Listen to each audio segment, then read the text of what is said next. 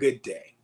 We are doing our Bible reading from the book of Genesis in two parts, part A and part B, in the 31st chapter.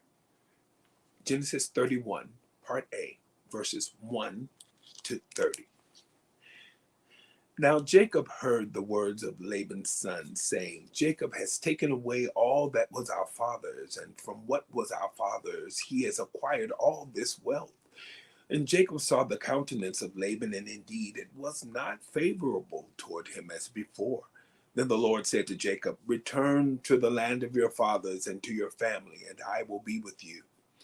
So Jacob sent and called Rachel and Leah to the field, to his flock, and said to them, I see your father's countenance, that it is not favorable toward me as before, but the God of my father has been with me, and you know that with all my might I have served your father.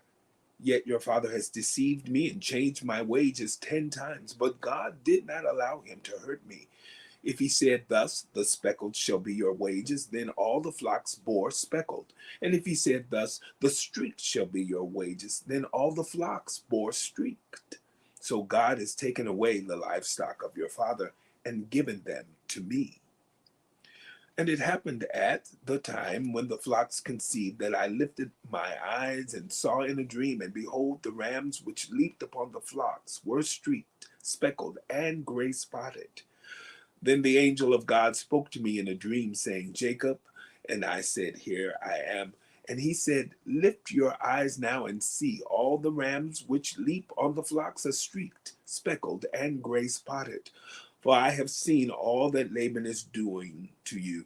I am the God of Bethel, where you anointed the pillar, and where you made a vow to me. Now arise, get out of this land, and return to the land of your family. Then Rachel and Leah answered and said to him, Is there still any portion or inheritance for us in our father's house? Are we not considered strangers by him? For he has sold us and also completely consumed our money.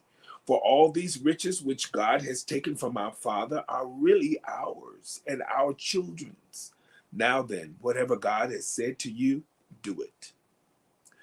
Then Jacob rose and set his sons and his wives on camels, and he carried away all his livestock and all his possessions which he had gained, his acquired livestock which he had gained in Paddan Aram, to go to his father Isaac in the land of Canaan. Now Laban had gone to shear his sheep, and Rachel had stolen the household idols that were her father's. And Jacob stole away, unknown to Laban the Syrian, in that he did not tell him that he intended to flee. So he fled with all that he had.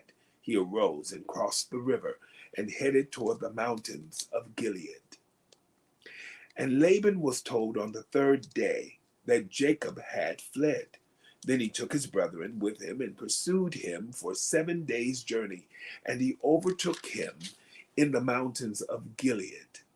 But God had come to Laban the Syrian in a dream by night and said to him, Be careful that you speak to Jacob neither good nor bad. So Laban overtook Jacob. Now Jacob had pitched his tent in the mountains, and Laban with his brethren pitched in the mountains of Gilead.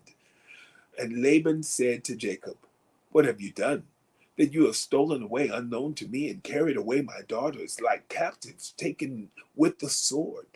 Why did you flee away secretly and steal away from me and not tell me? For I might have sent you away with joy and songs, with timbrel and harp. And you did not allow me to kiss my sons and my daughters. Now you have done foolishly in so doing. It is in my power to do you harm. But the God of your father spoke to me last night, saying, Be careful that you speak to Jacob neither good nor bad. And now you have surely gone because you greatly long for your father's house. But why did you steal my gods?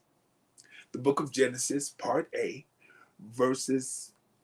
chapter 31, part A, verses 1 to 30. Have a wonderful day.